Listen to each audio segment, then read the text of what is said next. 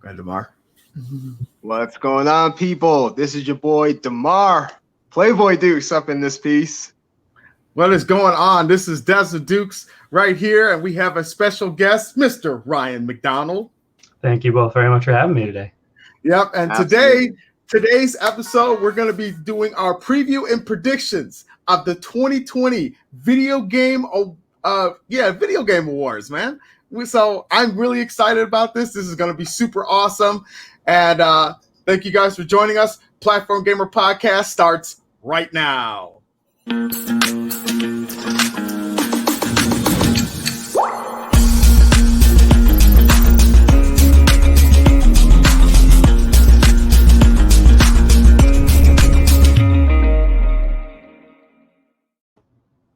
Ladies and gentlemen, welcome once again here on Platform Gamer Podcast. We'd like to thank each and every one of you for joining us here today, and we're going to be going over the 2020 nominees for the Video Game Awards.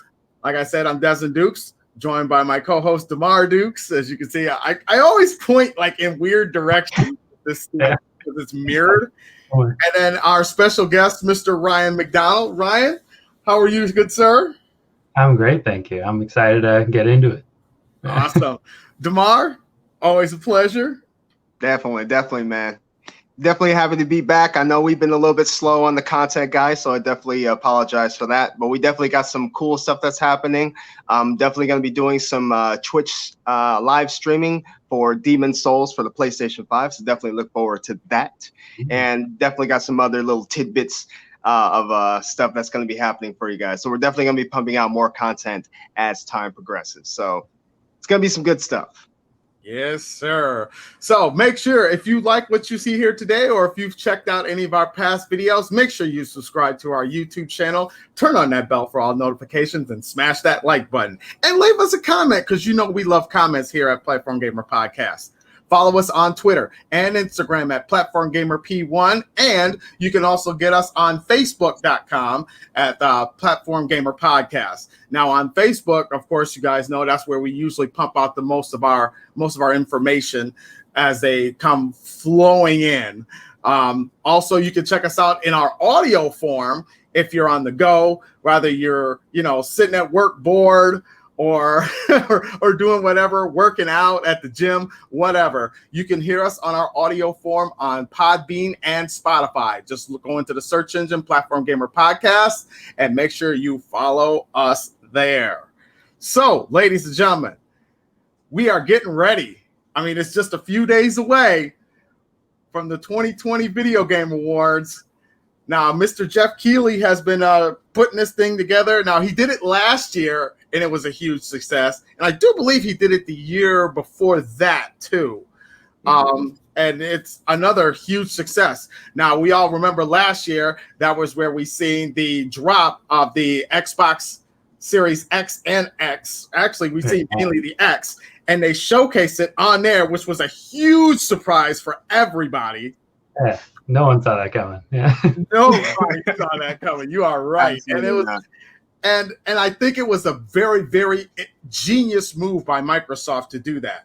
Now, for those of you that don't know, the Video Game Awards will be taking place on December 10th.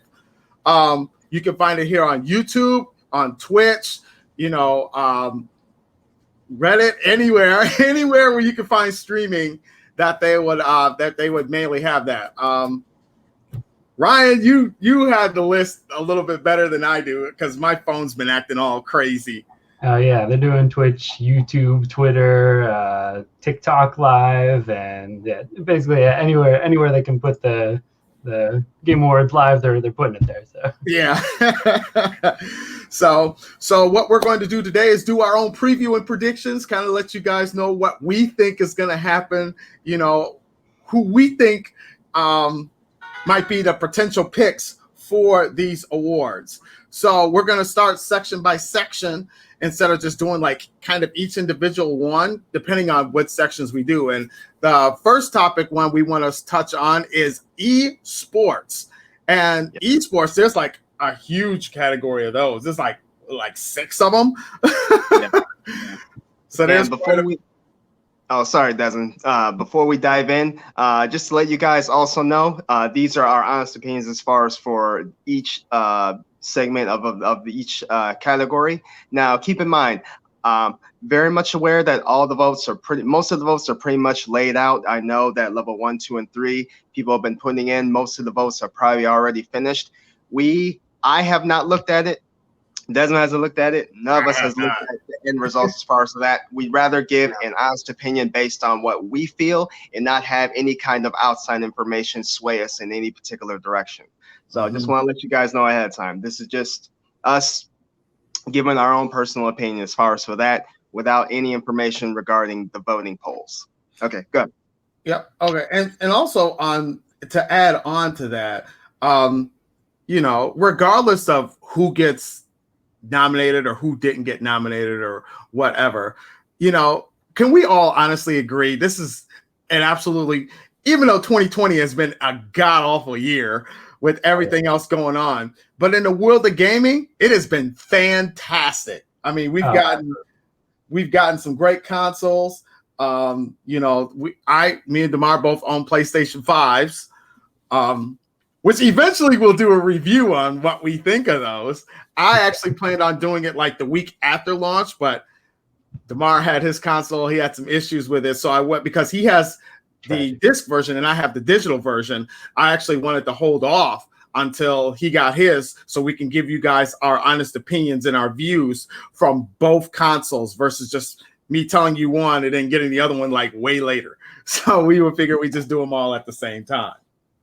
Anyway, let's jump right into this thing. So with esports, there's a couple of huge categories. One of the main ones is the best esports athlete. The best esports athlete. Now, I don't know any of these names. I'm actually haven't had a chance to really get into esports that much. I know it is very huge. I've seen some stadiums even packed out with certain tournaments that they have going on, especially Fortnite. Fortnite's a very popular one. Call of Duty is another huge popular one. But some of the nominees for best esports athlete is Ian Porter, Hyo Soo, Kim Jong-boo. I might be like butchering these names, and I apologize. Anthony looks like Chavez Castero and Suarez Castro. Thank you. And then what is it's like is it Matt? It looks like Herbo. That's what I thought. It looked like it was Matthew, but just spelt different. Yeah. So now I don't know any of these guys. Except for Hero. I have heard of Hero before. He goes by the code name or his stage name, I guess if you want to say it like that, Showmaker. And I've seen some of the stuff that he's done. He's been in quite a few world tournaments and athletes as far as like the Madden series. He's also been on like the FIFA series. He's been doing a lot of those. So he's pretty known. So we'll start with you, DeMar. What is your pick?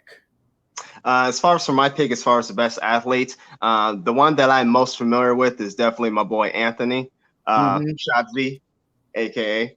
I definitely like the way, I don't know, it's something about the way he goes about when it comes to strategizing and stuff. I feel like his overall presence and how he goes about into the games and how he strategizes and tries to put certain plays and stuff together. I think I kind of play more like his style in a way. Obviously not as advanced, but yeah, I'm thinking Anthony's gonna take it. All right, Ryan, who's your pick? Yeah, so I'm in the kind of the same boat as you, Desmond. I'm not super familiar with most of the names of the words. For esports, I mostly just follow Overwatch League. Okay. So I'm kind of surprised that Sinatra didn't end up on this list. He's like was one of the top players in the Overwatch League, and then he retired and moved to Valorant this year too. And absolutely on the most dominant team in Overwatch, moved to Valorant on one of the most dominant teams in Valorant too. So I'm a little surprised that he's not there since he's kind of a name in multiple leagues. But yeah, otherwise, I'm not super familiar with anyone there. Yeah, so I'm gonna stick with who I do know, and I'm gonna go with the Showman, because a lot of these guys, like their names for Ian, it's Crimsix or Crimson. Crimsix, yeah. And then Hero is Showmaker. Kim is Canyon. Anthony is Shoesies. Shopsies. And then Matthew is Ziwu. Zaiwu. See, I apologize. Like my boy JD says, I'm a goon. So, but I do know Hero. So I'm gonna go with him. I kind of like the way he plays, especially like when he's playing Madden, because it's his facial expressions are freaking hilarious, because he's so invested, and his eyes do this thing where he's just like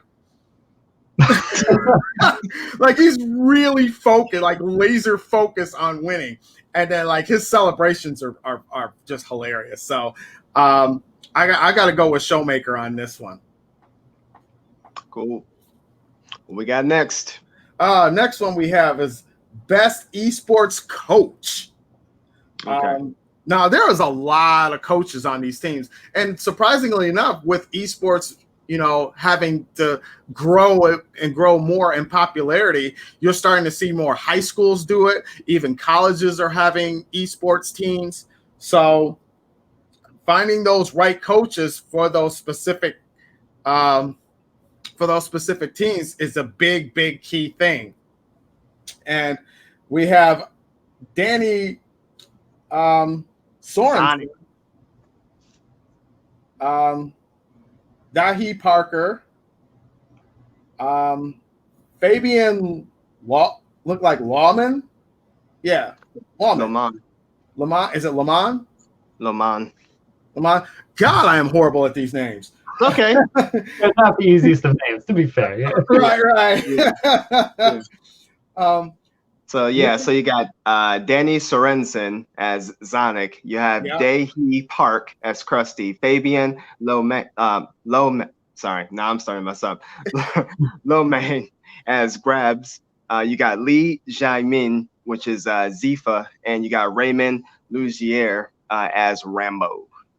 Now, all of these guys, obviously, you can tell from the names they were former players, and in their own respective right, most of them were actual champions too, like world champions. So I think for them to step away and just be coaches is a really cool thing. It's just basically like you see with any athletics. You get like a former player, or like someone who really understands the sport, really understands the game and how it's played, to kind of step into that role as like leader and mentor and all of those things.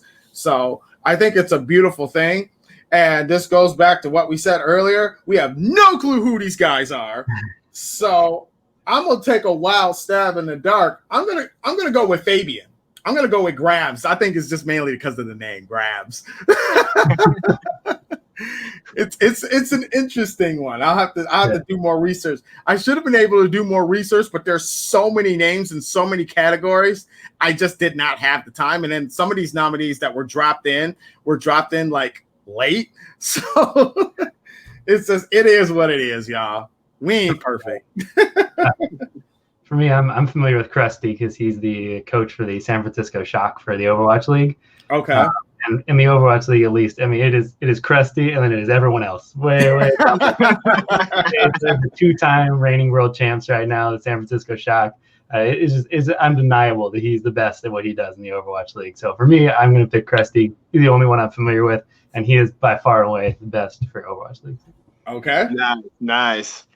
I am actually going to go with Danny. I'm going with Sorensen. Going with him. I think Danny's going to take it. All right. So we're going to move right along here. The next category that they have for the esports, they do have quite a bit on here. Best esports event. There's the Blast Premiere, which was spring of 2020. That was the European finals. Then you had the Call of Duty League Championship in 2020. Then the IEM Keto, thank you. 2020. That one I've heard of. I just can never pronounce that stupid name. But League of Legends World Championships, I've definitely heard of that one. Right. And then, of course, the Overwatch League Grand Finals of 2020. So I have only had a chance to check out 2 of these. And that was the Call of Duty and the Overwatch. And I gotta say, I mean, that one's gonna be tough because both of them were really good. Oh yeah. Oh gosh. I would probably have to go with. I'm gonna have to go on Ryan's side with this one. I'm gonna go with Overwatch. I think Overwatch just edged it out. I think not so much as far as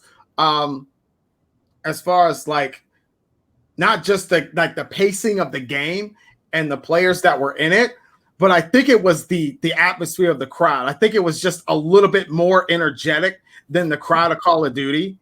Mm-hmm. And I think that's why I think the Overwatch League edges it out. But I did hear a lot of good things about the League of Legends World Championships. I heard that was really good too. So, yeah. I mean, these are all great events, but I got to go with Overwatch. All right. What about you, Ryan? Well, I'm pretty sure we already know that one, but the only one I've watched is the Overwatch League Grand Finals, and I was super impressed with it for sure. But if I'm going to make a prediction, I would probably say the League of Legends World Championship, just because they pour millions of dollars into that, and every year is true.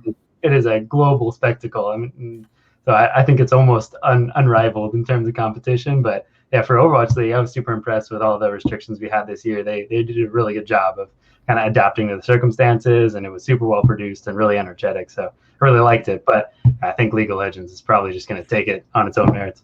Yeah, I agree. Like I said, I'm with you on the Overwatch, but League of Legends, it came out the gate on fire. It really did. And like you said, with them pouring so much money into that spectacle of a game, I think it really shows the potential of how big esports is. And I kind of feel that League of Legends was kind of one of those ones that, like, there were some critics that thought that it'd be like, it's just, just a throwaway championship, but it became super huge really fast. Oh yeah. Yeah. So yep. So there we go with that one. Next one is. As far as for myself, I would definitely have to say I'm actually at a toss-up between the Call of Duty and the League of Legends. Me personally, I'm going to go with Call of Duty. Okay. I'm going to go with Call of Duty. The reason is because of the fact I know that they've been having a lot of mobile tournaments and stuff like that, and with it leading into the actual grand stage of all of that. One of the things I like, even though I'm completely bad at Call of Duty, I'll get headshots all day, but that's okay. But as far as for watching it, just to see, when you see the intensity of the way these guys strategize, the way they're moving through the map and everything else, it's like there was one particular game where a team was like, they were just getting roughed, and all of a sudden, out of nowhere, they just somehow pulled it together, and to see that comeback happen in such an intense game like that was super, super cool to watch. It almost reminded me of some of the games that I've done in, now granted, this is a weak comparison, but with Rogue Company, there's times where in Rogue Company, like, we're just getting our butts handed to us, and then all of a sudden, because it's only 5-round matches, and we're down like 4-1, and all of a sudden we just pull off and we get 4 wins in a row right after that.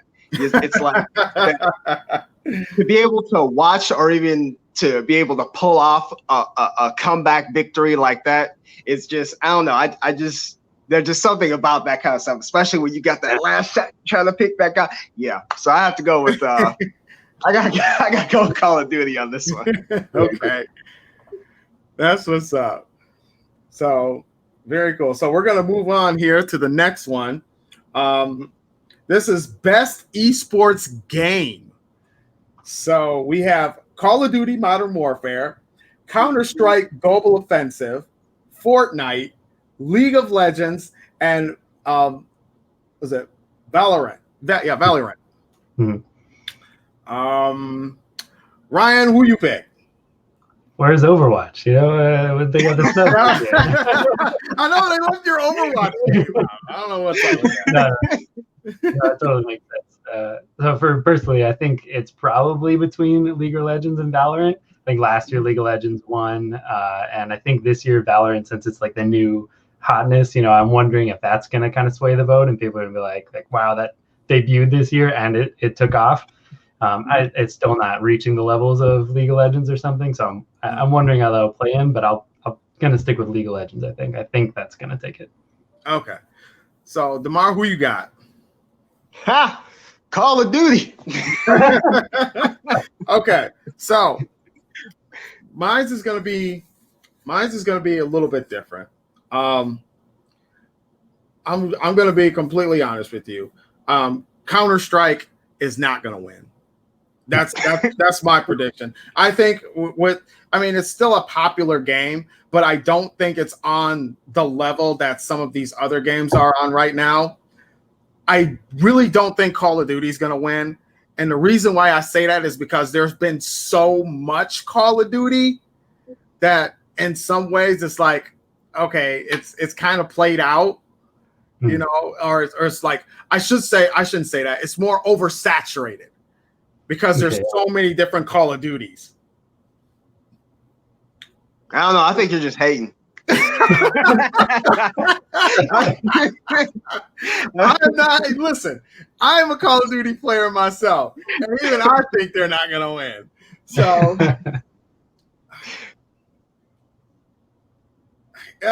man, this is tough because Fortnite is still up there. And they're doing add-ons and stuff constantly, but I think it has dipped off a little bit. So I don't think Fortnite can win, although they have a strong chance.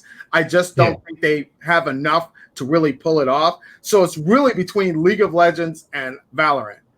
And I think I'm going to have to go with League of Legends. I think I'm going to have to go with that one. Mm-hmm. That's my pick. Like I said, Valorant, as hot as that game is, I don't think it's got enough steam to catch League of Legends just yet. Mm-hmm. Maybe next year for sure, but definitely not this year. So yeah, I think I'm gonna go with League of Legends on this one. That sounds good. Sounds good. All right, here, let's move on. So we got two more categories in the esports. We got the host and the team. Where do you want to go with first? Let's go right down the line. Let's go with host. All right. So for the host, we have Alex Mendez, aka Golden Boy. We got Alex Richardson, Machine. We have FG Deporte, or looks like Socks. Looks like. I think it's Jokes, but the S is kind of silent. Yeah, you may be right on that. James Patterson as Dash. Dash, that is my boy right there. Sorry. Yeah. I know Dash. And, Jurian Vander Hegden. Yeah, Hegden. Yeah. Yeah. He's yeah, and he's German. So I know Dash and I know Machine. But I know Dash and I know Machine. I like Dash. Dash is hilarious on commentary. The stuff that he said, like a lot of the one-liners that he pulls off are freaking gold. So I don't know if he's gonna win, but he's very charismatic. But I honestly think Jokes may pull away with this one. I'm not sure. Don't get me wrong. I want Dash to win because Dash is my dog. But I think Jokes. I think what it is with Jokes is that I think it's his timing and his deliveries on his commentary, and he's very, very knowledgeable with all of the players that's within these different teams and these leagues, and he has a really great extensive background into knowing these players and teams. So I think that's why I think Jokes will probably, even though he is extremely funny too, but I think as far as like knowledge goes, I think Jokes might pull away with it. What about you, Ryan? What you got? For me, I think I have to go with Golden Boy. I love Golden Boy. He does so many different esports as well. I mean, he's hosted Valorant, he's hosted Fortnite, Call of Duty, Overwatch League. He's hosted. You feel like you could throw him at anything, and he's going to do an amazing job at it. Events he's been a host at before, and you could feel his charisma in the crowd too. I mean, on camera, in person, he like just oozes this like welcoming personality, and you just like can immediately take up a host and run with it. So I have to vote for Golden Boy. I listen to his podcast he does, Plat Chat and Foreheads. I think he's fantastic. So yeah, I'm gonna go with him. Okay. All right, so we got a 3-way decisions here. So I guess we'll find out who's taking it home. All right, last category in the esports is best esports team. We have what is it? Damwon Gaming, Dallas Empire, G2 Esports, San Francisco Shock, and Team Secret. I know 4 of these teams. Good. So I'm actually doing good just knowing that. Yeah. I'm glad that many is on there. I think I'm gonna have to go with San Francisco Shock on this one. Oh yeah. I think they're a well dynamic team, and they really gel together. And I want to say more, the unity for them seems stronger than a lot of these other teams. And I think too that's what helped them win so many different championships throughout their time together. So, and I know there was a few games that I watched them, a few championship games, I should say, that I've watched them on YouTube, and I highly recommend you guys check them out. They're really, really good, but they're just so well versed in the games. Like I think for me, it's their attention to detail. I think that's what it is for me, is their attention to detail and really understanding and studying the teams that they play. Because if you notice, like, especially when you're watching some of the games where like if you're watching 2 esports teams go at it, and then sometimes they'll have the camera pan to the back or have a camera in the back to kind of see the other teams that's watching, you'll notice that some of the other teams will watch, but they kind of like, they kind of smirk and laugh and stuff. But they are the only team that I've noticed where you watch them and they're really studying how these teams play and figuring out their strategy. So that's why I think San Francisco Shock, I think deserves the W on this one. Mm-hmm. Okay. Maybe it's my bias here showing too, but I'm also going to go with San Francisco Shock. Yeah, and they are the dominant team in the league. I think everyone this year was wondering, well, are they going to be able to pull it off again? And they absolutely, with a bullet, they were the best this year. Mm-hmm. And like you're saying, they're able to pick teams apart and like the analysis of them. If they ever lose a game, the next game it's not even close because they've corrected all their mistakes and they're a well-oiled machine. I think it's so fun to watch them, even though I'm not the biggest fan of their team. Oh my gosh! And anytime they're on the screen, it is they put on a clinic. So yeah, definitely. Right. Okay. Well, I'm going for somebody new. I'm going for Dallas Empire. Okay. Right. Mainly due to the fact that my boy Shotzi is on the team. So that's the direction I'm going in. Well, all right then. Well, I guess that takes care of all the esports. So I'm sure some of you guys out there have your own opinions on who you think should win in these various different categories. So if you think your predictions may be different from ours, or even if they're the same as ours, go ahead and leave a comment down below here on our YouTube channel and let us know your thoughts on that. Now let's move on to the nitty-gritty of all of this stuff. Okay. Man, there's so many categories. Okay, Oh, yeah. so I want to start with best game direction. Okay. Mhm. And this is one that I'm actually really excited for, because it it really shows where games, especially when in terms of like remakes or new adventures and stuff, where they take certain characters in different directions, and it keeps the gameplay fresh every time you play it, because you're learning something new each and every time.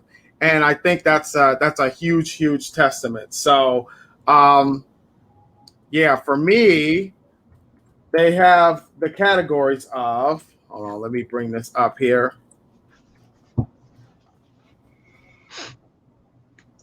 Oh, no worries. I can save you some time on that. So as far as the best game direction, you have Final Fantasy VII Remake. You have Ghost of Tsushima. You've got Hades, Half-Life Alyx, and you have The Last of Us Part 2. Oh, now, man. this is actually a pretty strong lineup, I have to say. This is a really strong lineup. Yeah, it goes back to what Desmond's saying. I mean, looking at these categories, like 2020 was a hell of a year for gaming. Like, wow. Yeah. So, Absolutely. And it's just crazy, because it's like they've like, a lot of these have really stepped it up. oh yeah. Like it's unbelievable how they've done that. Absolutely. So, man, because right now I'm playing Final Fantasy VII Remake. Okay. And I've been loving it. Well, I'm actually playing Destiny 2 right now, but I have been playing Final Fantasy VII Remake, and I absolutely love it. I love the way that their characters look. I like the new battle system. It took, like, when I played the demo, it took me a minute to kind of get used to it. But now, man, it's just lightning quick, and I like the fact that you can change characters in between the battles, like as it's going. So I was telling my best friend this last night. Shout out to him, my boy Cedric. So I was telling him that it's cool, because when I'm fighting like a boss, now, like, let's say I have Tifa and Barrett and Cloud in there.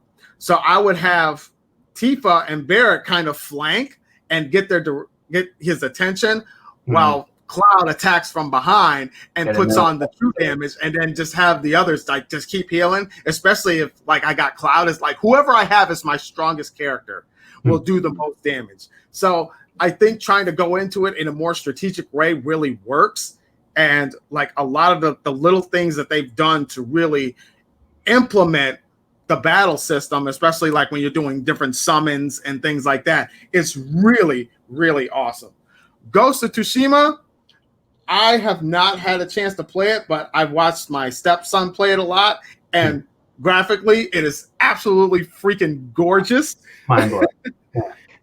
Yeah. The battle system looks really good. The battle system looks really awesome. It kind of reminds me of, remember the old school game Tenchu? Remember that game where you kind of had to be like stealthy? Yeah, how you have to be like kind of stealthy, but you can also go straight up on them if you want. Oh man, it kind of had a little bit of vibes of that, but it mixed in with some Metal Gear Solid, as far as like the Japanese telling of the story. It's really well done. Hades is actually different, because it is like a third person overhead view, and it's all animated, but the one-liners that the main character has and his interaction with his family, like, and it's really cool. And I like the attack system that they have on there. I like the different like special abilities that he can do. One of the main things I like too is what keeps the story interesting is that when you die, like the game kind of remembers that, so it doesn't start you all over like rank 1 or something like that. You only lose a little bit of stats, but when you go back into it, like, and you go speak to your family, they're like, "Oh, I see you died again. Well, this is what's changed." And then, you kind of go over that whole system. It's really cool, really intuitive, and I kind of like that. Half-Life, I have not played. I know Half-Life, as far as I know, this one anyway, was is only on PC. So I don't own a PC like that. So, and then The Last of Us Part 2, the only reason why I think The Last of Us Part 2 could run away with it is only because of the popularity of what they're playing off of the first one. Because universally, the second one, for all intents and purposes, from a story perspective, wasn't that good. Like a lot of people complained about like Joel's death and like the way he went out, and like it left a lot of inconsistencies. I mean, don't get me wrong, the game looks fantastic. The game looks amazing. But and the battle system on there is really, really cool. But I think from this perspective, I don't know if they're going to get this one, but I know they're going to get this one just because it's the last one. Yeah. But if I had to make my pick, I'm going to go with Final Fantasy. I love just watching Ghost of Tsushima, but I've played Final Fantasy, so I'm going to go with that one. That's my pick. DeMar, what do you got? For me, because honestly, I would like to, because I'm a major Final Fantasy fan, and quite personally, I would like to say Final Fantasy VII Remake 2. The only reason why I kind of feel it's not going to take the win is just due to the fact that typically when you think of Game of the Year, you're mostly kind of thinking of something that's going to be something new, something fresh entirely. You know, even though with Final Fantasy VII, it's awesome, great game, visuals, battle system, story, everything, but it still doesn't take away the fact that it's a game that's been played already. Right. You know, we already know what's going to happen, that kind of thing. So it's just a retelling of the same story. So as far as for that, I'm going to have to go with Ghost of Tsushima on this one. Okay. All right, Ryan, what's your pick? Sure. So I've played 3 of the games, played Final Fantasy VII Remake, Ghost of Tsushima, and Last of Us Part 2. Final Fantasy VII Remake, I absolutely loved up until the ending. I know you're still playing it, so I don't want to spoil anything. Appreciate that. I love Tetsuya Nomura, the director. I have a Keyblade up here. I mean, I absolutely love him, but he kind of does his Nomura thing at the end of the game and gets a little metaphysical, kind of like, ooh, what's happening here? And I love the direction they took with it. I never played the original, actually. But I was so stoked for this one because I've heard so many good things about the original. Couldn't wait to get into this one. And I love the battle system. I love the art direction and the story retelling. I thought was really good up until that ending bit. And that's where I thought the direction specifically was not the direction I appreciated super much. So for that one, I don't think it would be my best direction. I think Ghost of Tsushima is one of my favorite games this year. I absolutely loved it. Like the open world, the art style. I think when we get into art direction, that'll probably be my top pick. Like there's so many things about it. They're so great. But the like through line direction of it, I think like is not on par with Last of Us Part 2. I disagree a little bit with you, Desmond, with saying the storyline wasn't that great. Like I think a lot of people that like didn't like the story, like it kind of like disagreed with what they let the first ending like so ambiguous, right? And you like let your mind wild or let your mind go like, oh, I think this is what happened or what would have done that, and immediately they start this game and go, no, like it is our vision. This is what we're telling the story to be, and it is going to be this. Personally, while watching it, you're going like, oh my god, what are they doing? What is happening? Like I don't know if I like this. Like, but their direction is like this is what we're doing. And I think they really executed it really well, and I love that. So I think Last of Us is going to take it for best game direction for that reason. Okay, nice. Very cool. Nice. All right, I feel you. Again, I have not played it. I'm just going by what people have been saying about it. So I want to play it. I do, but man, I got so many other games I'm playing right now. It's like I don't even have the time as it is because I know as soon as I start that game, I'm going on this journey. Oh, yeah. All right. So I think we're all kind of got our picks in. So you guys let us know what you think. What is your pick for best game art direction? So or best game direction, I should say. You guys leave your comments below and let us know what you think. So moving on to the next one here, we have best music / score. I am a huge fan of game music. I was actually just listening to a playlist of heavy metal tracks for the game Metroid. Like somebody did like a bunch of metal songs. Oh, really cool. Like with Metroid, and I thought it was really, really cool. So I'm like huge into that, and I like listening. I love soundtracks. I absolutely love soundtracks. I think they're absolutely fantastic. So we got on our list for best score and music soundtrack. We have Doom Eternal, Final Fantasy VII Remake, Hades, Ori and the Will of the Wisp, and The Last of Us Part 2. I will say this. The Last of Us Part 2, mainly The Last of Us Part 1, might as well say, had a fantastic soundtrack. Oh yeah. I think using the acoustic guitar mainly as the main part of the music that was being played on there has just been absolutely phenomenal. And I actually listened to the soundtrack like a week ago, and I was like, man, I kind of miss playing that game. So I also think that Doom Eternal has a fantastic soundtrack. Again, it's because I'm a metal guy, so I love metal music, and that game just speaks to me. So in Final Fantasy, I mean, there's nothing more to be said about Final Fantasy. We already know it's got a killer freaking soundtrack. I haven't heard any music from Ori, but I have heard some of the music from Hades. I do like it. It's really good. I think it feels, the music kind of, I shouldn't say it sounds dated, but it feels like it's a step behind, but it does fit the tone in which that game is represented. So I will give it that. But I'm gonna not be biased. And I'm gonna go with The Last of Us Part 2. Just because I know the music on that is gonna be absolutely phenomenal. So Damar, what's your picks?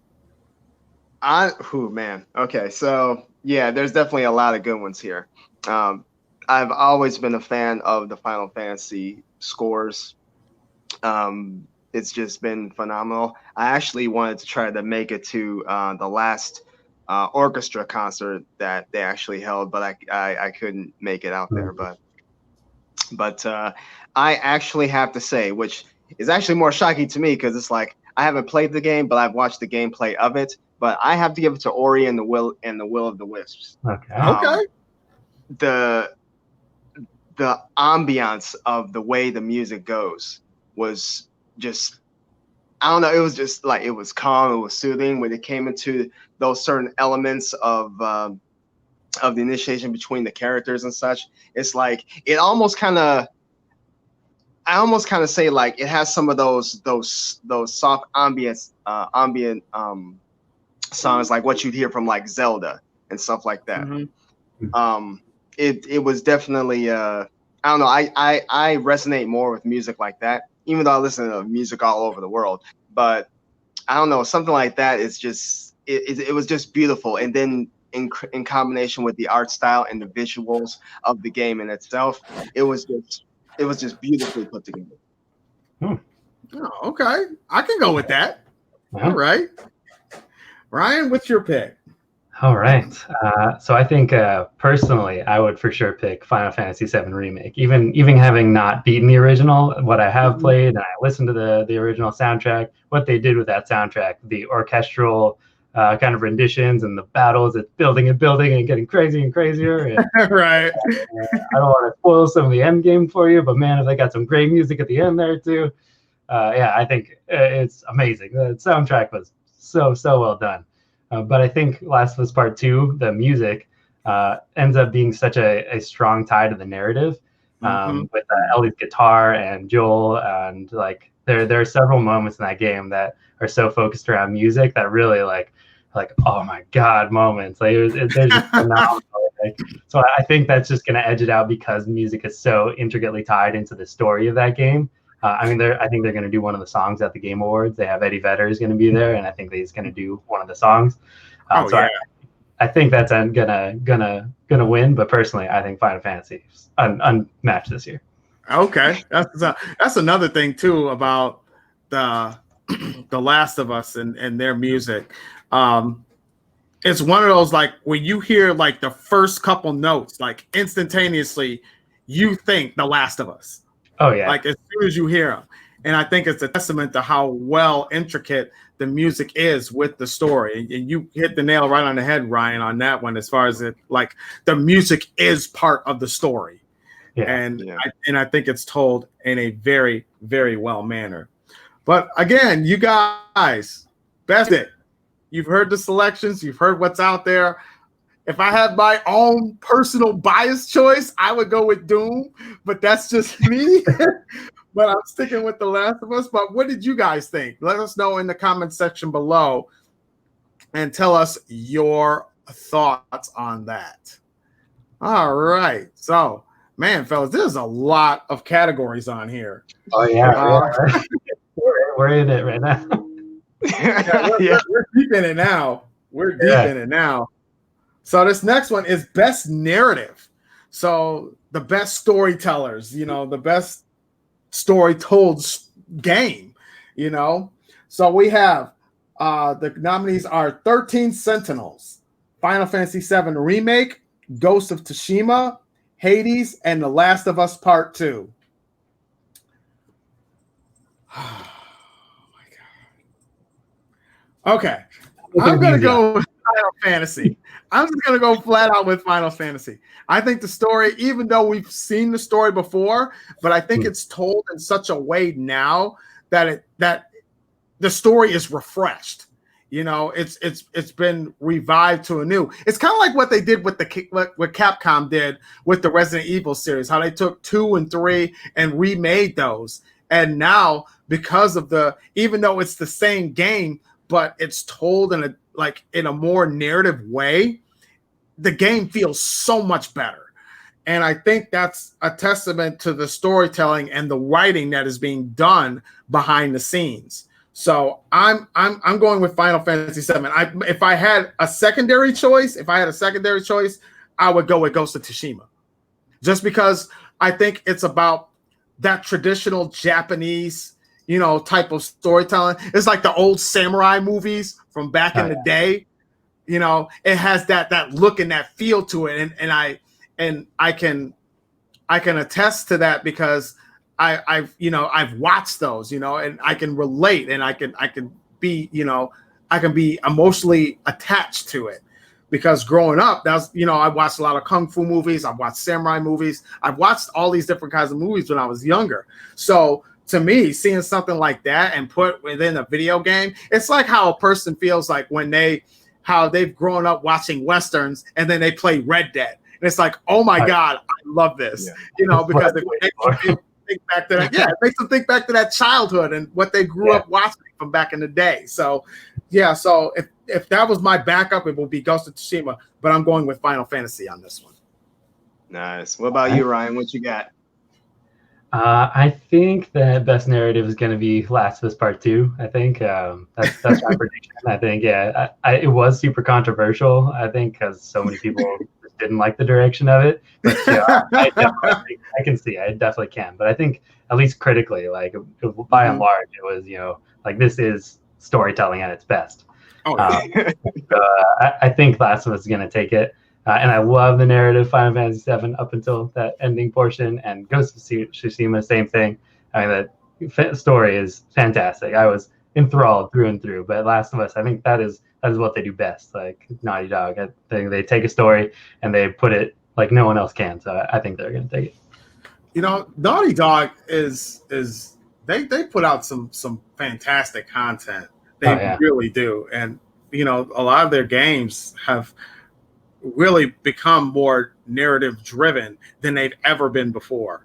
And it's a testament to their writing team and, you know, their creative team that they have there that really puts them over the mark. I'm telling you, I think Last of Us, out of like every single category, I bet you they're on at least 10 of these. Oh, yeah. Probably. If they could get in the esports category, they would be on that too. Yeah. Yeah, absolutely. Absolutely. Well, as far as myself, I am going to say Ghost of Tsushima. Hey. Next one. Well, there we go. You guys tell us what you think of what you thought told the best story to your approval. You know, there's a great lineup here, you know, and you know, we'd love to hear what you guys' thoughts on as far as like from a narrative standpoint of what you think. So the next one on here is best audio. Mhm. I think this is mainly dealing with like the different sounds and sound effects and, you know, just the overall atmosphere of what you hear, like, especially when you're listening to them through your headphones, like, especially if you got some good high quality headphones, how you can hear so much more versus just hearing it like from your TV or your sound bar or anything like that. So I think from an audio standpoint, I think that's where things get really, really cool. So the nominees for that are Doom Eternal, Half-Life, Ghost of Tsushima, Resident Evil 3, The Last of Us Part 2. I'm going with The Last of Us Part 2. I'm just going to go with that one. I think just watching a lot of the gameplay walkthroughs and having my headphones on, just watching other people play and just hearing like the different types of footsteps, the like where you can really tell the difference between where they step. Like if there's like a tree branch there, you don't want to step in that direction. Or you could step in some mud with some water. You can actually hear that sound. So they really pay very, very close attention to detail when it comes to that. So I'm gonna have to go with The Last of Us on that one. That's my prediction right there. As for me, yeah, I'm gonna jump in that same boat. I'm gonna say Last of Us Part 2. One of the things that I really liked, especially just super quick, just dating back to the first one, one of the things that I really liked was the way you really had to listen, especially for the clickers, because of the fact that, you know, when you're sneaking around, you have to really listen to where they are, and judging by the sound of that they make, you can tell if whether or not they don't see you versus when they actually do see you. And I think they brought a lot of that element into the second part too. They definitely utilized those sounds, and they really took advantage of making you feel the ambience of whatever environment you happen to be in. Whether you're inside of a structure, whether you're outside in the open area, you definitely hear the difference in the sound, and you can almost feel the difference as well. So I have to say Last of Us Part 2. All right, Ryan, what's your pick? I agree with both of you guys. I think you guys both nailed it. The design they do in the sound and the positioning of all the people. You feel like you got surround sound. You can hear where the sounds are coming from, and they like nail a sense of presence in their games. I think it's a lot of times because of that audio. So yeah, I totally agree with both of you. All right, unanimous. It is unanimous. Watch us all be wrong and somebody else takes it home. I'm gonna be like, oh, really? Because that's just how unlucky we are. I don't know. Yeah. But yeah, it's great audio from all of these games. And that's another good thing too about being a gamer is that you're at a time now where you can experience so much. Whereas like back in the day, you could like, okay, you experience some of it, but you're not really getting the full effect. Well, now we're slowly, I should say more quickly, getting the difference, you know, with different sounds and different things that they do in these games to really make the games unique and make it, you know, make it really worth playing these games for. And I'm just excited. I'm super excited. But you guys let us know what you guys think out there of best audio design between all of these categories. What one was your favorite? on that. So now we get to something a little more interesting. Best performance. Ooh. Now this, we have quite a few here. We have Ashley Johnson, who plays Ellie on The Last of Us Part 2.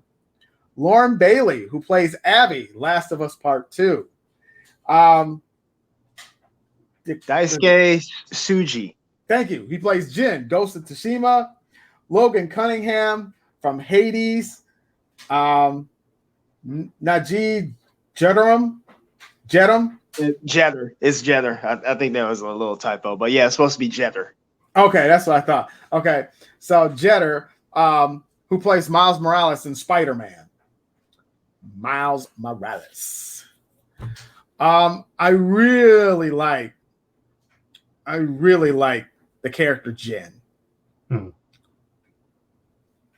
But if I had to choose, and I think Logan Cunningham did actually a really great job in Hades. I think he did an excellent job, especially like when the narrator is talking, like the narrator will tell us, what's going on. And then it's like, he's actually like listening in like, yeah, okay, whatever, narrator guy, or, he'll say something crazy like that to kind of put himself more into that story too. I think that was really, really well played, but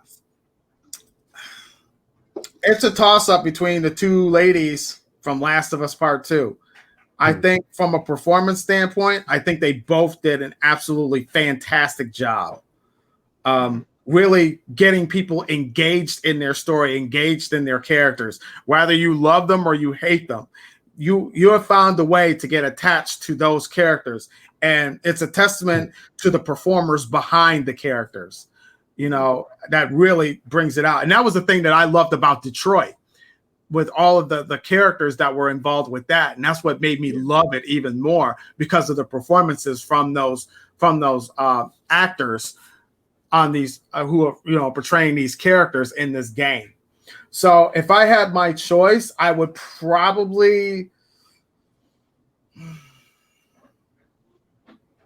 Ashley is more the standout because of her character Ellie, but I think I'm going to have to give it to Lauren. I think I'm going to give it to Lauren as Abby. I'm going to give it to her because, in all honesty, she was the breakout star of this whole game. Just the little things that she did within the game was just like, oh my God, that was really good. And I think it's the timing of how she performs her lines that makes it believable to you, and it gets you even more invested, and you feel that hatred that she had felt for so long, and she really portrays that very well in the game. So I think I'm gonna have to give it to Lauren on this one. Nice. All right, Damar, who you got? For me, I'm a little disappointed because realistically, I really wanted Ashley Birch to be on this list. She's the one who did the voice for Aloy from Horizon Zero Dawn. That is true. Yeah, she did a fantastic job in Horizon. So I really wanted to vote for her, but since I can't, I'm gonna actually give it to Ashley Johnson. I love the Ellie character. The Ellie character, over time, you can tell that she's involved into a very strong, conscientious woman. And she really makes you feel for that character. She really does, especially in the first one. So I have to give it to Ashley. All right, Ryan, your pick. I loved Daisuke Tsuji's Jin performance. I thought it was so good in Ghost of Tsushima. But I kind of agree. I think most people are going to be deciding between Ashley Johnson and Laura Bailey. Also, I want to mention awesome that we have so much representation on this list this year. This is super cool. We do. Not right. A white man in sight, which is funny for me to say, but also who knew? I'm super excited to see that. I think that's really cool. Between Ashley Johnson and Laura Bailey, I think Ashley has the unfair advantage since we people who played the first Last of Us game have such a strong connection to Ellie. And then we get to see that transformation in this game where she goes from this like innocent person that we're protecting to this person that's fueled by hate and revenge. And I think she just does a phenomenal job at it. Like, obviously, like, she is so good at what she does. And I think Laura Bailey does a great job too, but we spend like half the game not wanting to like Laura Bailey. Like, and she does a good job convincing us toward the end, I think, that like no, like, there are two sides to every argument, and you do really like Abby at the end. At least I did. And you're kind of like rooting for both sides. But I think, yeah, Ellie, just the unfair advantage of seeing her go through it, and just what an incredible job she did throughout the entire game. I pick Ashley Johnson. All right. Well, our predictions are in. You guys let us know what you guys think of these categories, and tell us down below, who do you think should take home the best performance?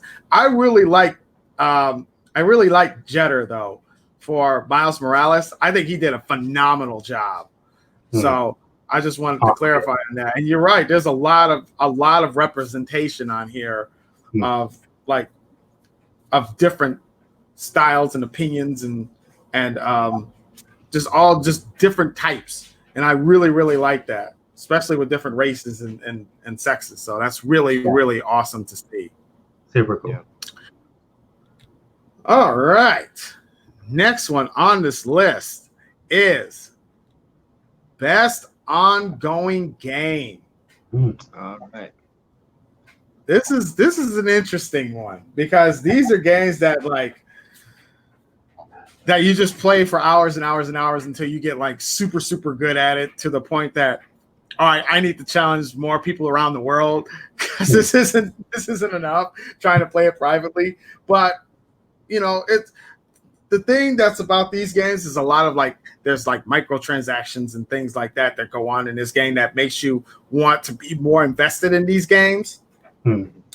So the games we have on this list are Apex Legends, Destiny 2, Call of Duty Warzone, Fortnite, and No Man's Sky. So I am a huge fan of No Man's Sky. I really like what you do in that game because there's so much to do and there's so much to explore on that game, especially because I've been playing it on VR and I really, really enjoy it. So I'm kind of torn because I really, really like that game, but at the same time, I've really been getting into Destiny 2 a lot more now that I've got the 2 expansions and they've added a bunch of different patches and stuff. Call of Duty is just Call of Duty.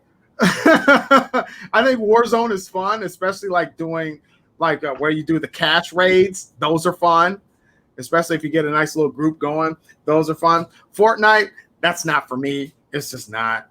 But I understand the appeal and the popularity of it and how many people play on it. I played Apex for a little bit, and I like it. I just haven't had enough to really stay engaged in it. So I think I'm going to go outside the box. It'll probably never win, but I'm going outside the box. And I'm going to say if I had my pick, I would say No Man's Sky.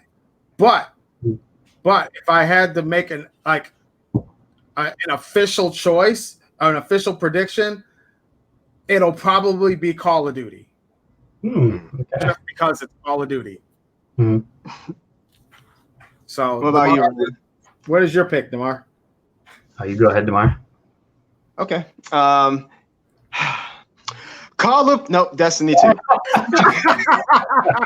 You got me. I started to think you were like, really? Oh, okay. Nah, I'm definitely picking Destiny 2. The fact that they just recently came out with Beyond Light, it's been the content and everything has been absolutely phenomenal. A lot of people really liking a lot of the exotic weapons and armors and things of that nature. The story is very engaging, very intense. So yeah, Destiny 2. All right. Ryan, what you got?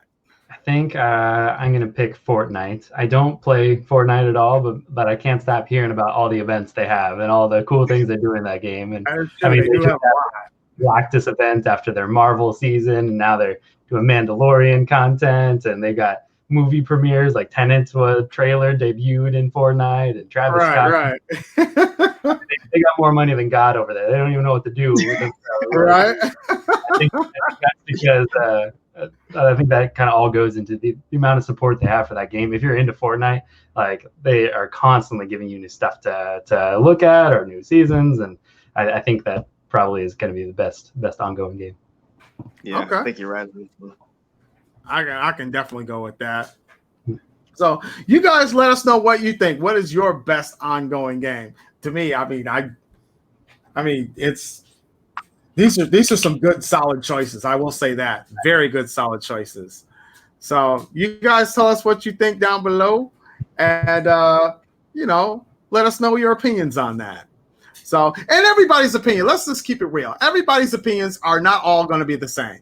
Like, just because Ryan may like something or DeMar may like something and I like something different doesn't mean we're all going to start like hating each other. Come on, guys. Nobody needs to do that. Let's all it's just our opinion. Everybody has their own opinion. You can disagree. I have no problem with anybody disagreeing, but let's just do it the right way without trying to, act like you want to like be Twitter blocked or something stupid like that. So, it's just something fun. It really is. It's just something fun, and we're just having a great time doing this. I am excited for these Game Awards, man. There's a lot of choices here. Oh, yeah. I almost feel it's like be an all-day thing, it feels like. They said it would be 4 hours.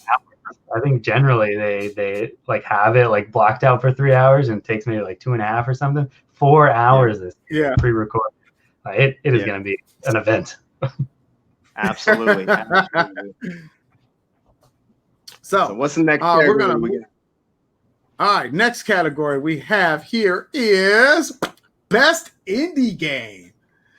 Now, I like me a good indie game, especially one like the one that I've been playing, which I did a review on. You can check that out. I just did a review with my daughter.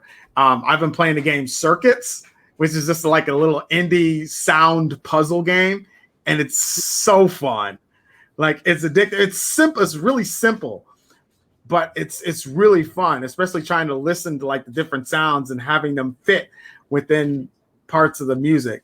And it's really, really cool. So, that's just something for me. But all right, so best indie game.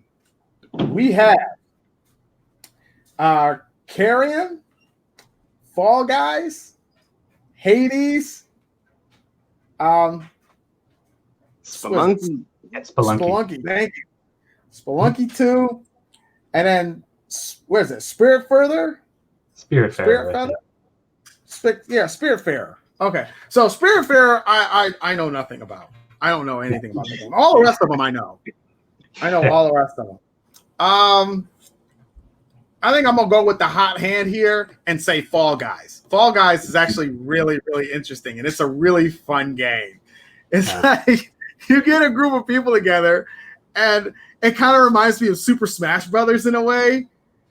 Oh yeah, where you're all like fighting each other, but you're fighting each other on different levels and stuff. It's really fun, and I really enjoyed that game. So, and I only played the demo, and I was like, I want to buy this. I just can't afford it right now.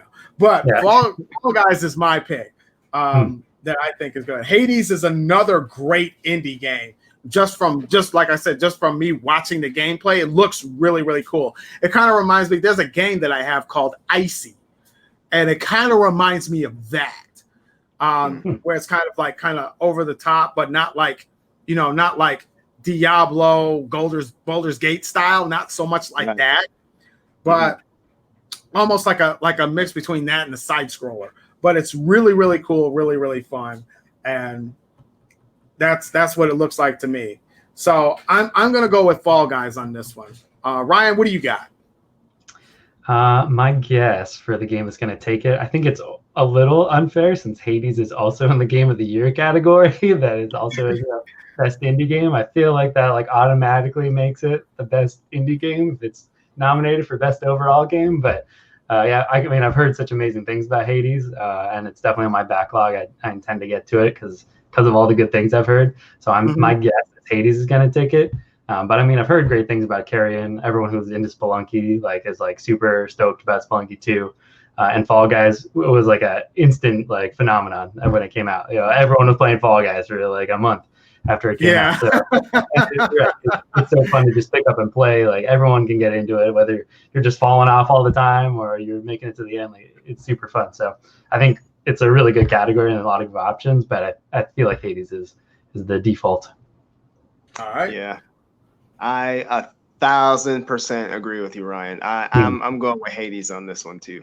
To be honest, I'm going with Hades. All right. Well, that is our choices there. What did you guys think of best indie game? What was your favorite best indie game? Go ahead and leave a comment down below and tell us your thoughts. All right, we're going to keep the party rolling here as we move on to best debut game. Yeah. So the best debut game we have is Carrion, same game. Mortal Shell, Raji, The Ancient Epic, Roki, and what is this? Phasmophobia.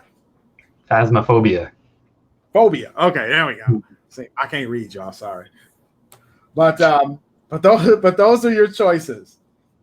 I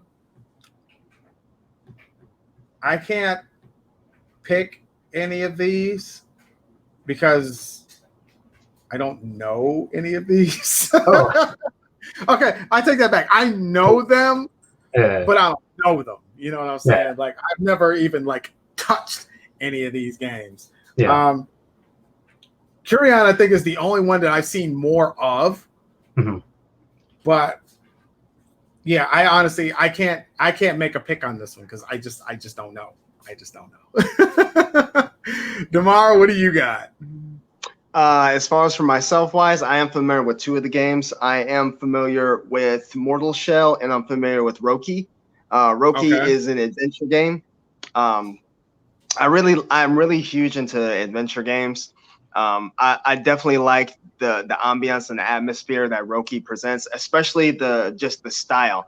I don't want to say it uses like a cell shading kind of thing, but it definitely has a different kind of unique art design to it when it comes to that. So I really like that one. Mortal Shell wise, that one's a RPG type game. To be honest, I'm probably gonna lean more towards. To be honest, I have to go with Roki. It's a lighthearted adventure game that I think appeals to a lot of people. And there are just so many elements that you can take advantage of, and it's just a good playthrough. So Roki. Okay. So what do you got there, Ryan? My guess is that it's going to be Phasmophobia this year. That was like one of these games like on Twitch that like Among Us like came from nowhere and blew up, and lots of people were playing it. I feel like every major Twitch streamer was doing streams of it back in October. Personally never played it. I think it's like super janky, but I think that's kind of the fun of the game. Like it added to its popularity. So my guess is it's going to be Phasmophobia. But it's a total guess on my end. All right. So for those of you that have played any of these games, you guys can tell us what one you thought was should be the best debut game and let us know your thoughts on that. All right. Moving on to the next one here, we have best mobile game. Here we go. Mobile gaming has gotten so huge. It is crazy. So what they have as the categories for here are Among Us, Call of Duty Mobile, Genshin Impact. Thank you, Genshin Impact. Legends of Runeterra, and then Pokemon Cafe Mix. All right, I think all these games are great, but I think the clean sweep is probably going to go to Among Us. The only reason why I say that is because my daughter has me playing that game, and it's super fun. Like I could be like the imposter and then nobody knows it, and I can start sabotaging the ship or space station or wherever I'm at. So then they have to try and like repair it, and I can like kill them from behind. So then people will come through, see the dead body, they can discuss and vote who they think is the killer. And if the wrong one gets picked, then they're like booted off the ship. It's hilarious. So fun. And then when you catch the right guy, you know, you win or whatever. But it's really fun. It's really cool. I had a blast playing it. So I'm definitely going with Among Us. Ryan, what do you got? I think for me, I'm stuck between Genshin Impact and Among Us. I think that Genshin Impact is super impressive that they're able to take this like console quality experience and put it on a phone. And you can just swap between console and computer and phone, and you got your progress like saved across it. I think that's super like impressive, and I think it's something we don't see super often in mobile gaming, and certainly something I'd like to see more of. But yeah, Among Us, I mean, it was everywhere this year. I mean, we can't get away from Among Us. And I think the fact that like, you know, you need to get a group together for the game, you can just be like, oh, just download on your phone real quick and you can play with us and play with anyone playing on computer. I think that makes it like the accessibility, the ease of use, like how fun it can be just for anybody to pick it up. I think Among Us is going to win. All right. Lamar, what's your pick? This is one of those times I really want to say Call of Duty, but I'm not. Like Call of Duty Mobile was huge. It blew up. Like it really did. It really did. I definitely have to say Genshin Impact is definitely a super fun game. I've played it a little bit myself. But yeah, I think Among Us is gonna take it. Realistically, there are two games that I kind of wish was kind of on the list because I know it's been rising in popularity, which is Bang Dream Girls Band Party and D4 DJ Groovy Mix. Those are music rhythm based games. And the thing that I like about those is the fact that with Bang Dream Girls Band Party, the music is super fun. The characters are super bubbly, cute, just adorable.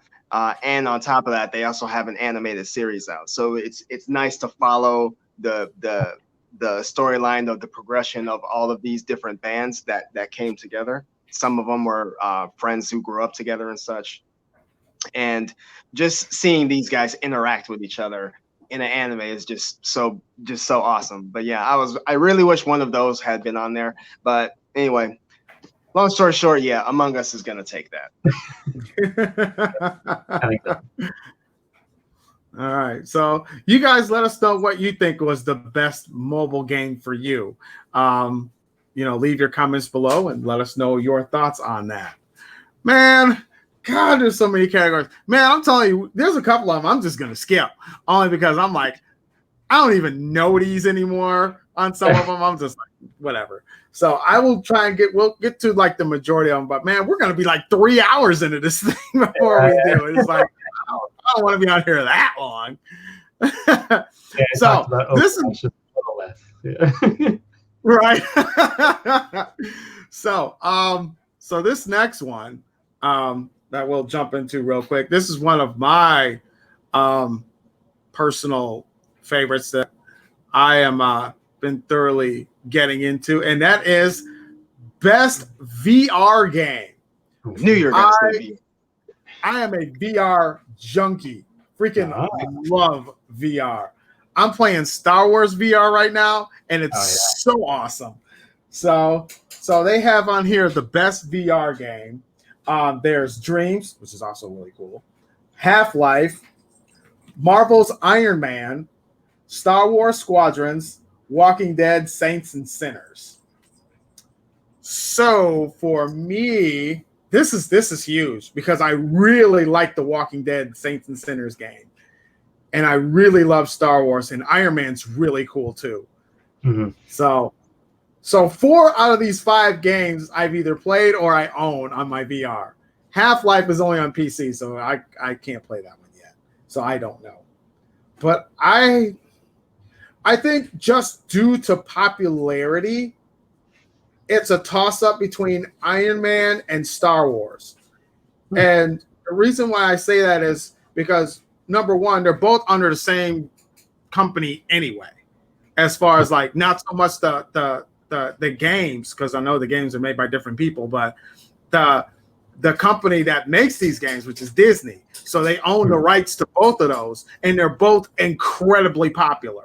So just by default, those two are going to be on the list. So The Walking Dead is a great game. I think it kind of steps away from being the main characters. Like Onslaught is the latest one that come out, and you actually get to play as the characters from the original Walking Dead. But in Saints and Sinners, you're playing different characters, so you're not being the main characters. And it's really fun and cool. But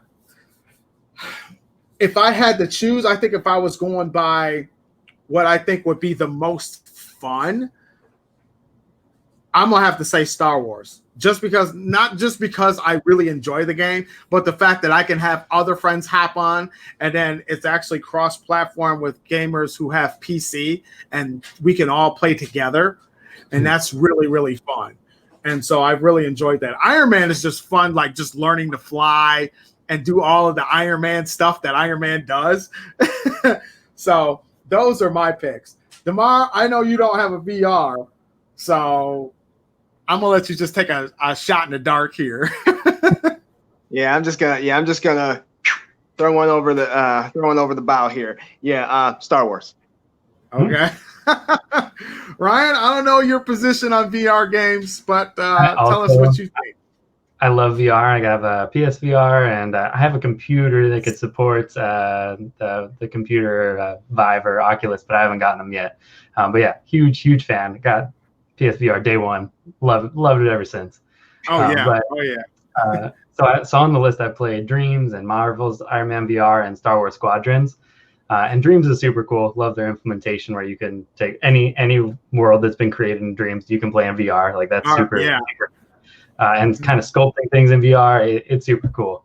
And Star Wars Squadrons, getting in the TIE Fighter for the first time and looking around and being able to fly, it is awesome. It is such a cool experience. And same with Iron Man VR. It's the same deal. You get to be Iron Man and just fly around. Like, how neat is that? But my guess is that it's going to be Half-Life Alyx, because I think that got the most publicity as like we're trying to go for this is what VR can be. And I think a lot of people who normally don't even review VR games made an exception and tried to play Half-Life Alyx. And I think a lot of them were really impressed by it. So that's my guess is that's going to take the category. But yeah, all these games, super fun experiences. Yeah. So yeah, I'm super geeked about all these. I hope when they come out with PlayStation VR 2 that Half-Life gets on there, because I think it would do great on there. Me personally. And maybe we'll talk in a future episode of maybe games that we can discuss that we think would be great in VR that are not VR games.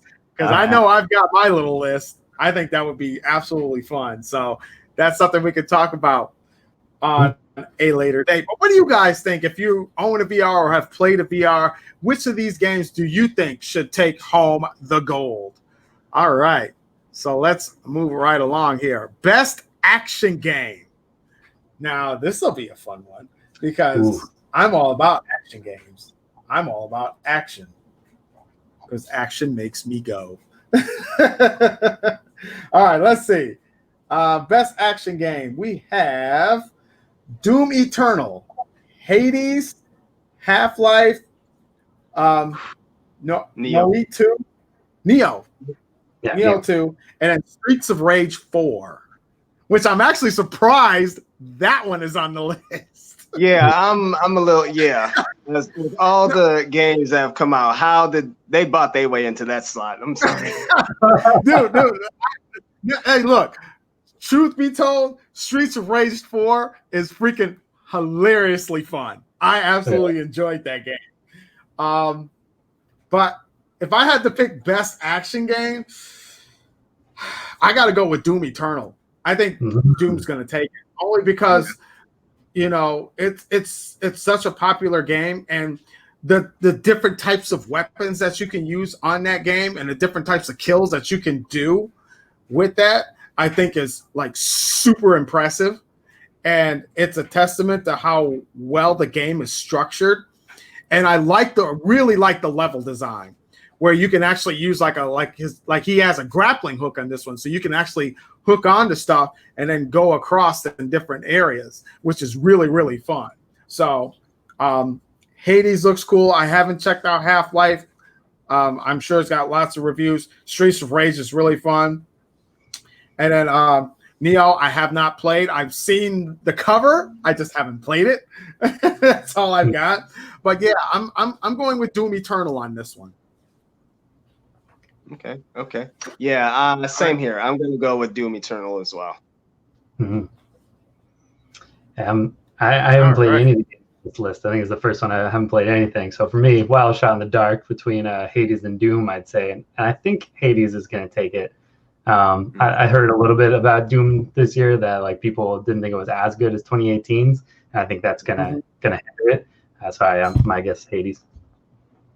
Okay, that's a good assumption. Yeah, it's way more like action games that I feel should be on this list that is not on this list. Yeah. So interesting. It is. Yeah, it is what it is. It's all up to popular demand, I guess. But what do you guys think? What do you consider was the best action game out of all of these? Let us know your comments down below. All right, next one. Whew, we're flying through these now. So the next one is best adventure game. And the best adventure game list that they have on here is Assassin's Creed Valhalla, Ghost of Tsushima, Spider-Man Miles Morales, Ori and the Will of the Wisp, Star Wars Jedi Fallen Order, and The Last of Us Part 2. I think man, this is a tough one. This is a tough one. I haven't played Assassin's Creed yet. Not that one. I think in terms of full-on adventure, I'm gonna think outside the box. And even though I don't know much about this game, from what I have seen of it, I think I'm gonna have to go with Ori. I'm gonna have to go with Ori on this one. I know I'm wrong, but I'm going with that one just because I think with the adventure aspect of it, I think it would be more engaging. So I'm not fully for sure. But I almost feel Last of Us Part 2 is probably going to take that one too, just for all intents and purposes. But yeah, I'm going to go out on a limb and say Ori. I want to say Miles Morales, but I haven't played it yet. But I hear nothing but phenomenal things about it. So, but yeah, I'm going with Ori. That's my pick. Tomorrow, what do you got? We're talking about action, man. Of course. Call of Duty. Last of Us Part 2. That's my choice. Yeah. Yeah, this is a tough category. There's so much in here. I think this year's Assassin's Creed, I haven't finished it. It's probably one of the best Assassin's Creed I've played since Assassin's Creed 2. It's phenomenal. Okay. Ghost of Tsushima, we talked about, incredible. Miles Morales, I think it was a little too similar to Spider-Man 2018, but the story is incredible. Fallen Order from last year, super good. But yeah, I think Last of Us is probably going to take it just because of its behemoth status. Yeah. Yep. There we go. Man, these categories are getting hard, man. Yeah. It's getting just too hard. But you guys let us know what you guys think of, what you feel should be the best adventure game in your opinion. And let us know in the comments down below. All right, so we're going to do 3 more, and then we're going to call it good. And yeah, I know we're going to miss some, but at this point, I really don't care because I'm getting tired. So I'm just saying, it's like I like the fact that there's a huge category list, but I'm like even just going after like just trying to talk about ones that I don't really know that much about. Like I can't do that anymore. I got to go with what I know, and then the other stuff will just fall into place later. So that's kind of how I feel about that. So We got to leave a little me bit. just We can't finish tell this everyone up everything. real quick. Absolutely. So I'm thinking we'll probably end it on the streak of. I'm thinking the last three categories will probably end up being best RPG fighting game and game of the year, maybe. Ooh, okay. Oh my God, that's exactly what I got written in here too. Ooh. I just typed those in there in that order too. That's so funny. Let's do it. Yeah, let's do it. So before we continue, I hope you guys are enjoying. I know this is like the longest one I think we've ever done on this podcast, but you know, it's a lot of categories. But if you guys are enjoying what you are hearing, make sure you guys subscribe to our channel and hit that like button and turn on that bell for all notifications. So we're going to move on to the next one, which is Best RPG. Oh, yes. Best RPG. The categories are Final Fantasy VII Remake, Genshin Impact, Persona 5 Royale, Wasteland 3, and Yakuza Like a Boss. Like a dragon. Oh my God. But also, I was thinking of the song Like a Boss. Yeah, that's the only thing that popped in my head. Like a dragon. I'm sorry. Yakuza Like a Dragon. My bad. I'm a freaking goof. Okay, so. Okay, so in all honesty, I really like Persona 5. I really do. Persona 5 is a great game. I think by default, Final Fantasy VII is probably going to take it, but I'm gonna go with the dark horse and not pick either one of those. I'm gonna go with Yakuza Like a Dragon because it reminds me. So, do you guys remember a movie? What was it called? Is it Kung Pao Enter the Fist? Oh yeah. That game reminds me of that movie, and that movie was absolutely hilarious because it was like. It's very obnoxious. And it was what's weird, what's so funny about it is that with that movie, like everybody can fight. Like the grandma, like chopping up fish in the corner market can fight. The cow, the little kid down the street playing like a little soccer ball can fight. The handicapped dude with the broke leg, he can fight. It's like, what is going on? What am I watching?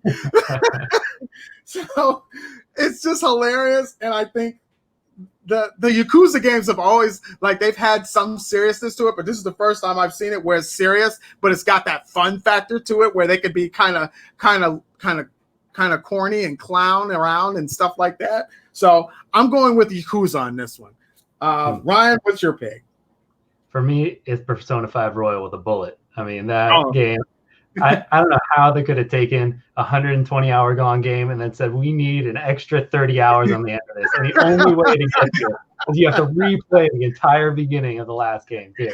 But, oh, man, it's worth it. I mean, they knocked it out of the park the first time. They made another ending and knocked it out of the park the second time. I think it's so good. It's so well done.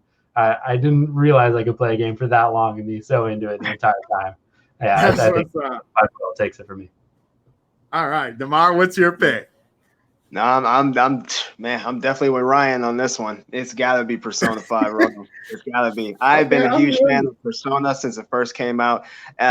For a long time, Persona 3 was dominating. Then 4 came out, and 4 was just absolutely phenomenal. And they just knocked it out the park with 5. So, yeah, absolutely, Persona. Man. Y'all, man. Y'all killed me with that one. Because I really wanted to pick that one, but I wanted to go in a different direction. But I absolutely agree with you guys. I think Persona 5 will probably take it. But Final Fantasy will probably take it too. So I don't know. Yeah. I think it'll mainly be between those two. I think that's where the battle is really going to be, is between those two. So yeah. All right, so you guys out there, let us know what you thought was the best RPG out there in the RPG world, and let us know your thoughts in the comment section below. And we are moving on to the last one, which is best fighting game. Nobody knows fighting games better than my friend Cedric. So I'm gonna let y'all know right now that I am really, really good at it. And my friend Cedric can beat me in almost any fighting game. But I gotta tell you, Ryan, if you've ever seen, if you talk to any of our best friends, they will tell you the most intense fighting game that they have seen me and my brother Damar go into it on was Street Fighter 3 Third Strike for the Dreamcast. Okay, yeah. We turned what was it? We turned the hand. Which one is it that gives us the lowest there? Is it turning the handicap all the way up or turning it down? I can't remember. Well, either way, it was down. Yeah. So we turned the handicap all the way down. We turned the speed like at max. So the characters are moving like this. And we would literally like one round would take us like 45 minutes, but we would just go toe to toe the entire time. That was so fun. So yeah, we know our fighting games. It's so funny because my stepson, we were over at my cousin's house, and my stepson and him were playing Tekken. I think it was Tekken 6. Yeah, Tekken 7. Yeah, no, Tekken 6. It was Tekken 6. So they were playing that, and my stepson was talking about how good he was. And me being the fighting game vet that I am, I'm like, okay, let me show y'all something. Yeah. All right. Man, I smacked both them boys up, man. So, hey, it is what it is. So anyway, best fighting games. We have, what is this? Oh, Grand Blue Fantasy versus Mortal Kombat 11, Street Fighter 5, One Punch Man, and Under Night in Birth. I don't know nothing about that one. I know all the rest of them, but I don't know that one. So, I don't know because I'm really good at two of them. God. Okay. So if I had to make a choice, I think I'm going to have to go with, where did he go? There he is. Hey, there he is. Sorry, guys. Like, where did he go? Yeah, okay, sorry so we just named up. We just went over the list. Do you want me to tell you the list again, or are you already good? I'm good. For the fighting game. Yeah. Okay. So if I had to go ahead and make a choice, I think I'm going to have to go with Mortal Kombat 11. Just because I have that game. I have Street Fighter 5 also, but I really, really enjoy Final Fantasy. My God, too many Final Fantasies. I really enjoy Mortal Kombat 11. I really like how they implemented new characters onto the game, which is really, really awesome. Like they just recently added Rambo, and I'm super excited to eventually get that character. And I don't know how they did it, but I don't know if it was a sound alike or they actually got Sly Stallone to do it. But my God, that was so good. But yeah, I'm going with Mortal Kombat 11. Ryan, what do you got? Well, I don't know much about fighting games. Not my forte. I do know that One Punch Man, a hero nobody knows, should not be on this list. That's all I've heard about that game is that it's just bad. Like people are, why? How is this possibly in the best fighting game? That's all I know. That one's not gonna win. But yeah, I'd probably just go with the mainstream. I'd probably say Mortal Kombat 11 Ultimate. I mean, I've heard the storyline's really good and it's super popular, so that's my guess. That one's gonna take best fighting. Okay, Damar, what's your pick? I agree with Ryan in both those aspects. One Punch Man's a great anime, but it should not be on this list. Once again, another game that bought its spot.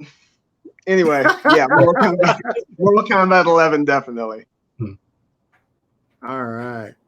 So, yeah, I'm with both of y'all. I'm actually surprised Dragon Ball Z is not on here because that Dragon Ball Fighter Z was freaking fantastic. I love that game.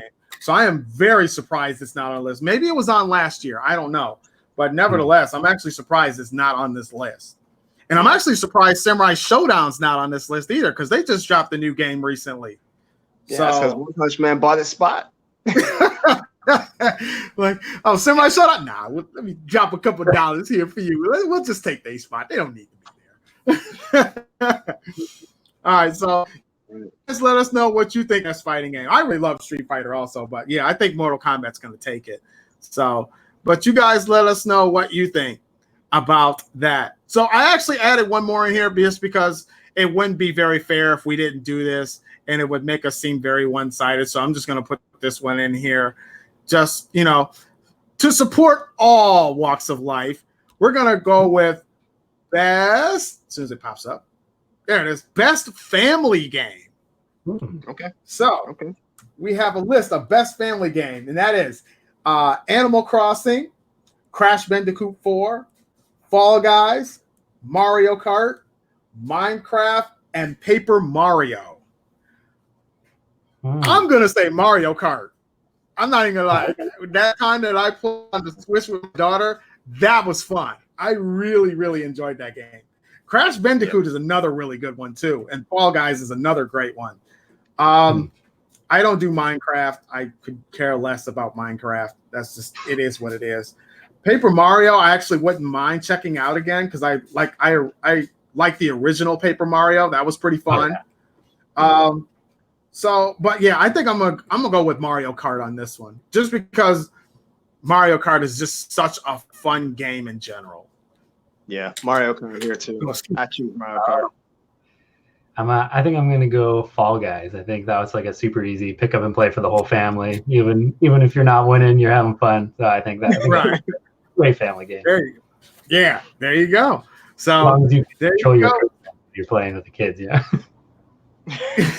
Like, honey, come on in here. We'll play this game together.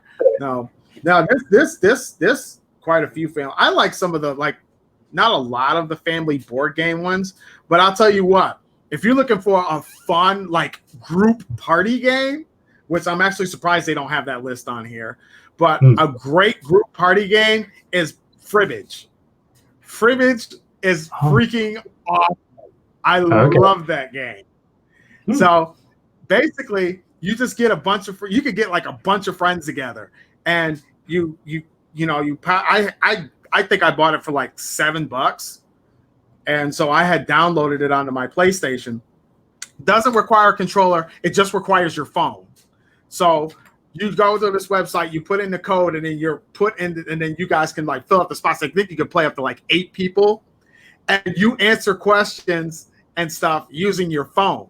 But the object is to come up with the best lie to make people think you're telling the truth to get points. It's so addictively fun, man. I highly, highly recommend that game, Fribbage. If you can get it on the PlayStation Store, by God, get it. It is super fun. It's a great game. And if you got some of your buddies over and you guys are having drinks or whatever, it's a great get-together game for just something to do. Not just, for older adults, but the whole family can get in on it. It's really, really fun. But anyway, you guys let us know what you think is on this list of your best family game, and let us know your thoughts on that. Now, we are on to find the nitty-gritty of this whole shebang. We're going to end it here. And before we play this last category, Ryan, how are you holding up, man? I know it's your first time being on our podcast, and I want to say I greatly, greatly appreciate you being on the show. Oh, yeah, no problem. This is super fun. I love it. Yeah, thank you. Awesome. I'm honored to be on your longest episode yet. There you go. And I have a feeling you may be asked to come on even more episodes. So just be prepared for that. And now that we're friends on Facebook, which almost didn't happen because I was trying to click on it, and like my thing started to freeze up, and I thought it was gonna like lock up on me. So I'm like hitting the button, and it made me almost cancel it. So I was like, okay, at least it accepted it, because I thought it was gonna cancel it. I was gonna be mad. Anyway, right. So here we are, folks. Game of the game. I'm just kidding. I think it's actually game of the year. It's game of the year. Game of all games. There you go. Game of all games. Yeah, game of the game, So anyway, I fixed that. My bad. Game of the year. That was all me. Oh my God. I feel like such an amateur right now. So here we go. This is our list for Game of the Year. And we have Animal Crossing, Doom Eternal, Final Fantasy VII, Ghost of Tsushima, Hades, and Last of Us Part 2. Well. What a list this year. Right. Yeah. Yes. And to some of these games that I've played, it's just like they're super good. Oh yeah. Okay, so the game I want to win, is Final Fantasy VII. Oh, okay. Yeah. The game that I would appreciate getting the win is Ghost of Tsushima. The game I know is gonna win is The Last of Us. So that's how we're gonna go with that. No, I don't know. I mean, this is a tough one, and I wouldn't be surprised if the I want to say if the dark horse in the room actually won this thing, which would be Animal Crossing, because Animal Crossing is like super popular right now. I mean, it's even to this day, it's still it's selling out everywhere. Yeah. I think so. At least that I know of all time. Yeah, and it's amazingly crazy, and people are just eating this thing up. So I would not be surprised if Animal Crossing surprisingly would have snuck away with the win. But I really think The Last of Us Part 2 is probably going to take it. So yeah. But like I said, if I had my pick, it would be Final Fantasy. But I know for a fact it's probably going to be Last of Us Part 2. So Ryan, what do you think? I think personally, my game of the year is for sure Ghost of Tsushima. I think a lot of the other, I said Last of Us Part 2 for a lot of these categories. I think there's a lot of games that do some areas technically better, but I think as a package, Ghost of Tsushima is just incredible. I mean, through and through. I had so much fun in that open world. That it is gorgeous, the design of it. I mean, the story is so engaging. I love Jin Sakai as a character. Cannot wait until we see what happens in the next one. Yeah, I think that was my favorite experience in gaming this year was Ghost of Tsushima. But that being said, Last of Us Part 2 is probably going to win. I think that's going to be how the chips fall, and I think it deserves it. I think it is an incredible game.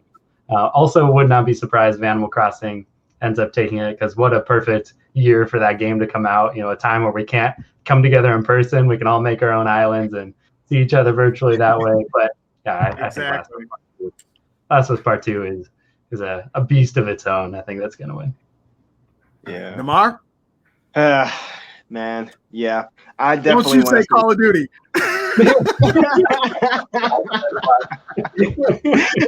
That's where you were going with it. I was debating on saying that, but I was like, I don't want the joke to play itself out. But, that's all right. I'll help you with that one. But yeah, I really want to say Ghost of Tsushima as well. Absolutely. But yeah, I think Last of Us 2 is going to take it. And I'm sorry, I know Animal Crossing is a great game and it's not going to win. If Animal Crossing actually won, I will go to both of you guys' houses, get down on one knee, and serve you both a cup of tea. You do realize that I'm going to hold you to that, right? Fair enough. Animal Crossing won. Yeah. Oh, man. But yeah, so I think we're all pretty much. So we're all in pretty much agreement that even though it's a fantastic game, Ghost of Tsushima is not winning. We wanted to win, but Last of Us is probably going to take it. But I honestly would be shocked if Animal Crossing took it, because I think Animal Crossing does have a shot, especially with its popularity. But I think with the anticipation and the buildup that was of The Last of Us Part 2, I think that's what's going to help it carry over, regardless of how well liked or disliked the game is. It was still a very big, critically acclaimed game. And Ghost of Tsushima, just as a total package, by far is the total package. I agree with you on that one, Ryan. I think with Ghost of Tsushima, that one should win regardless, just because number one, it's technically a new IP. So if it adds on to more, just think of how much better it's going to be. But with this one kind of being the introduction of that and being a brand new IP, I think it should go ahead and run away with the show. But I don't know. I guess we'll see. But that is it. You guys let us know your picks. What do you think should be game of the year on here? Because everybody's going to have their own opinion, and ours really doesn't matter at this point. But mine is gospel. Woo, this was long. We are almost 2 hours into this thing. We made it. Mine. We made it. Yes. So if you did stick around, thank you guys so much for joining us on this podcast. We really appreciate it. This was fun, though. This was a lot of fun. It was just really long. I usually like to try and keep it around an hour, so it's not running too long. But if you had a really long drive, you got a good listen. So we definitely like to thank our special guest, Ryan MacDonald, for joining us here. Ryan, is there any quick shout outs or anything you want to throw out there? Thank you guys so much for having me on today. This was a blast. If you want to follow me on Twitter, I'm MacDonaldRyan24 on Twitter. I don't tweet a whole lot, but if you want to, that's there. Thank you guys so much. This was awesome. I had a fantastic time. Awesome. We loved having you on the show, man. Like I said, don't be surprised if I ask you or DeMar asks you, hey, you want to be on the podcast today? So, but DeMar, any last words from you, good sir? Nope. Just thank you guys so much for joining us on this podcast. We hope you guys enjoyed the episode, like Desmond said. Once again, I also want to personally thank Ryan for joining us on this particular episode. Thank you. Definitely make sure to show some love to him as well. And you guys definitely enjoy the rest of your 2020 as best you can. I know things are out of control, but, let's make the best of it. 2021 is right around the corner. We just got to hold on a little bit longer. Things will get better. I promise you, things will get better. But again, thank you guys for joining us. We'll see you all next time. Have a good night.